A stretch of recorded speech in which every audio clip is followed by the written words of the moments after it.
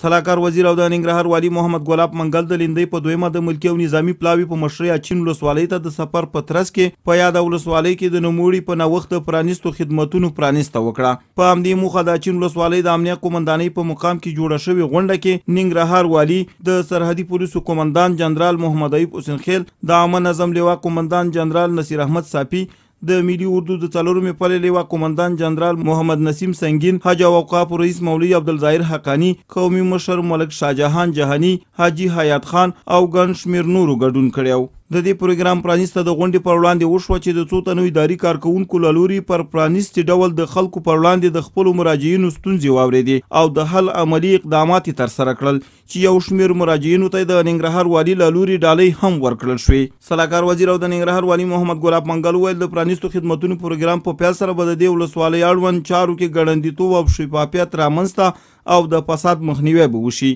موږ تصمیم ونیو چې د اچین په ولسوالۍ کې د خلکو دپاره د خدمتونو یوه نوې لړۍ پیل کړو. د خدمتونو دا لړۍ د یوې ځانګړې برنامې له مخې چې هغه ته د پرانیستو خدمتونو لړۍ وایي موږ پیل کړه تر څو د خلکو ستونزې، مشکلات چې هغه د ژوند په هره برخه کې دي هغو ته محلي اداره، د ولسوالۍ اداره رسیدګي وکړي. هغه که په عدلي او قضایي برخه کې دي، هغه که په حقوقي برخه کې دي، هغه که د بیارغونې او انکشاف په برخه کې دي، او یا د خلکو نورې ستونزې دي، دعوی دي، د ټولو ته باید محلي اداره په پوره اخلاص سره او همدارنګه په ډېر شفاف ډول سره او په عادلانه ډول سره هغو ته رسیدګي وشي او د خلکو ستونزې حل شي.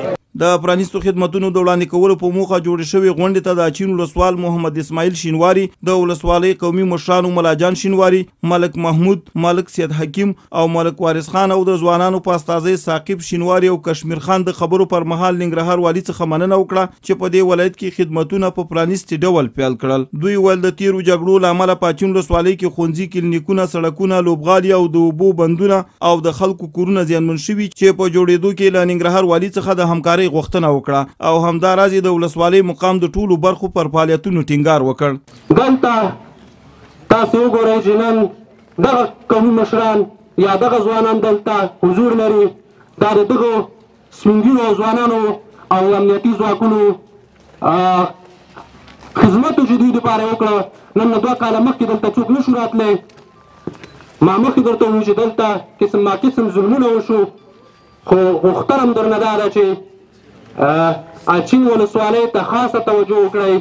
سلاکار وزیر او د ننګرهار والي محمد ګلاب منګل وویل په اچین ولسوالۍ کې د لا ډاډمن امنیت د ټینګښت په موخه په اسدخیلو، تنګي، تریلي او یو شمېر نورو سیمو کې 7 امنیتي بیزونه او پوستې جوړیږي چې په جوړېدو سره به یادې سیمې تر ډیره کچه خوندي شي. نوموړي زیاته کړه په نږدې راتلونکي کې په اچین ولسوالۍ کې د ولسي تړون پروګرام پیل شي چې په ترڅ کې به په یاده ولسوالۍ کې د ولسونو په خوښه ګڼې بېلابېلې پروژې پلي او خلکو ته به پکې د کار موندنې زمینه هم برابره شي. همیشه موږ د شینوارو په مجموع کې او په خاص ډول د اچین د اتحاد، یووالي او یوبتیتوب باندې خبرې کړي دي چې الحمدلله د مشرانو د هلو ځلو په برکت، د ځوانانو د هلو ځلو په برکت تر ډېره بریده پورې هغه خپلمنځي اختلافات، ګیلې چې د شینوارو د مشرانو او د ځوانانو ترمنځ موجودې وي، د قومونو ترمنځ موجودې وي، هغه اوس الحمدلله رفع شوي دي او دا د خوشحالۍ خبره ده. هغه څه چې ولس غوښتل او خلکو غوښتل هغه تر ډېره بریده پورې موږ هغه ترلاسه کړی دي. هغه امنیت دی. زما په لومړي سفر کې مې ښه په یاد دي چې کله اچین ته راغلم همدغه مشران چې اوس یې وینم یا زیاته برخه همدا مشران هم په سفر کې راسره وو. په هغه مهال حالات د نن په شان وو. هغه وخت په اچین کې د امنیت غوښتنه د خلکو لومړیتوب وو. ما په یاد دی چې مشرانو ویل چې درله پروژه نه غواړو، مکتب نه غواړو، کلینیک نه غواړو، سړک نه غواړو، خو امنیت غواړو. او بله شکه چې امنیت تر ټولو اړتیاوو لومړنۍ اړتیا ده. که امنیت نه وي خو بیا یو کار هم نشي کېدلی. هغه وویل امنیت دولت رامنځته کوي او ثبات لوسونه کار یو په خپله برخه کې مسؤلیت په سمه توګه ادا کړي نو په سیمه کې به بشپړ امنیت رامنځته شي.